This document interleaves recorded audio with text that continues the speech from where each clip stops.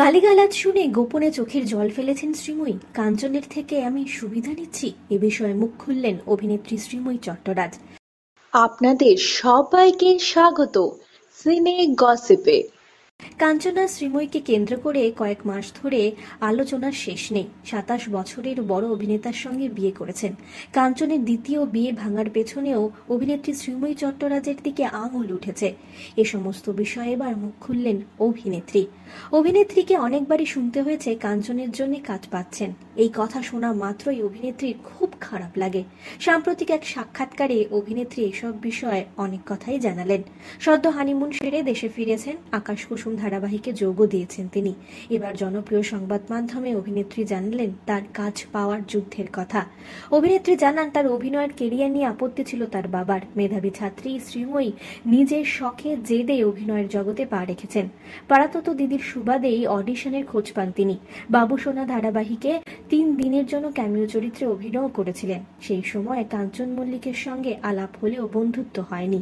এই সংবাদ মাধ্যমের সাক্ষাৎকারে তিনি জানান উচ্চ মাধ্যমিক পাশ করার পর পুরো দমে উঠে পড়ে লিখেছিলেন অভিনয় করবেন। তাই এই সময় তিনি প্রোডাকশন হাউসের সঙ্গে যোগাযোগ করে সেখানে অডিশনও দিয়েছিলেন।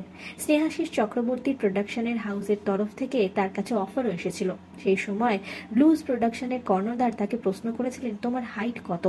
শ্রীময়ীকে কথা দিয়েছিলেন তারা যোগাযোগ করবেন। কথা মতো তুমি রবে নীরবে ধারাবাহিকের ডাক পেয়েছিলেন অভিনেত্রী।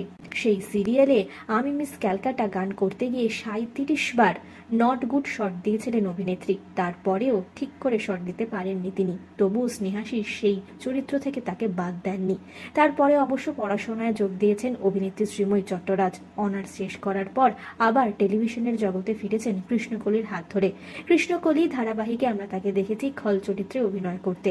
শ্রীময়ীর কথায় আজ অবধি আমি কখনোই চাইনি কাঞ্চন আমার হয়ে কারোর কাছে কাজ চাক। কাজের জায়গায় আমি আলাদা একটা ব্যক্তিত্ব। তবে একটা কথা স্বীকার করতে হবে যে কাঞ্চন আমার সঙ্গে খরাস্তার আলাপটা করিয়ে দিয়েছিল। শ্রীময়ীর কেরিয়ারে শুধু কাঞ্চন নন, মাস্টারের ভূমিকা পালন করেছেন খরাজ মুখোপাধ্যায়ও। মঞ্চে অভিনয় করতে গিয়ে গালিগালাজ শুনেছেন, চোখের জল ফেলেছেন প্রচণ্ড অভিনেত্রী। সেই সময় তার জীবনে কাঞ্চন ছিল না। তার কথায় অনেকে মনে করেন কাঞ্চন আমায় কাজ পাইয়ে দিয়েছে, হাত ধরে দাঁড় করিয়ে দিয়েছে। তারা কেউ জানেন না আমার এই সময়টায় কাঞ্চন আমার জীবনের প্রায় ছিলই না বললে চলে। নিজেই হেরে গেছি, আবার নিজেই ঘুরে দাঁড়িয়েছি। অভিনেত্রী আরো বলেছেন, কখনো মনে হয়নি কাঞ্চনকে বলি আমার জন্যে কোনো পরিচালকের সঙ্গে গিয়ে কথা বলতে। মনে হয়েছে এতদিন কাজ করেছি, যদি প্রয়োজন হয় নিজেই গিয়ে বলবো। কেরিয়ারের অনেকটা পথ পেরিয়ে এসে শ্রীময়ীর একটাই খারাপ লাগা, যেটা হলো মানুষ শুধু আমার গ্ল্যামারটাই দেখলো, আমার ব্যক্তিগত সম্পর্ক দেখলো। কাঞ্চনের থেকে আমি সুবিধা নিচ্ছি বলে দাগিয়ে দিল, কিন্তু আমার লড়াইয়ের কথাটা কেউ জানতেই চাইল না, বুঝতেই চাইল না। আমি তো কখনো কাউকে ব্যবহার করিনি। বিনোদন জগতের আর অনেক খবর নিয়ে ফিরছি, জুড়ে থাকুন আমাদের সঙ্গে। আমরা হলাম সিনে গসিপ, জুড়ে থাকুন আমাদের সঙ্গে।